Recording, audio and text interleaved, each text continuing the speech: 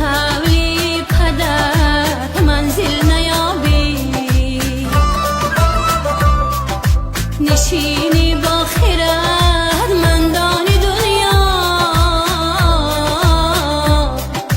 به مثل مادرت عاقل نیابی،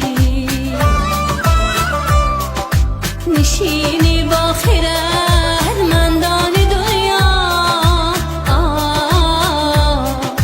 به مثل مادرت عاقل نیابی.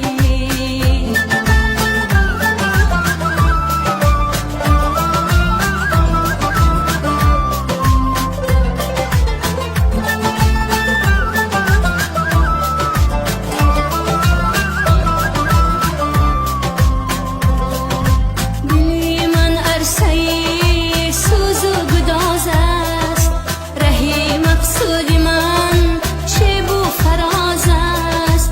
دلی من عرصه سوز و گداز است، رهی مقصود من شیب و فراز است. بهار آوردن آسان است یاران،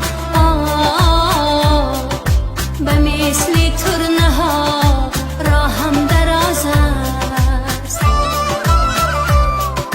بهار آوردن آسان است یاران، به مثل ترنه ها راهم دراز است.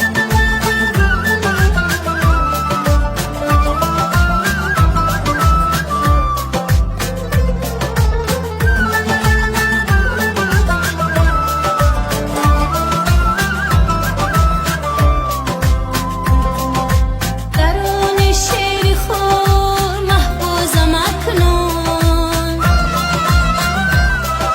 لبم را از سخن می دوزم اکنون. همه سوز دلم بیهوده بوده است، برای مادرم می سوزم اکنون. همه سوز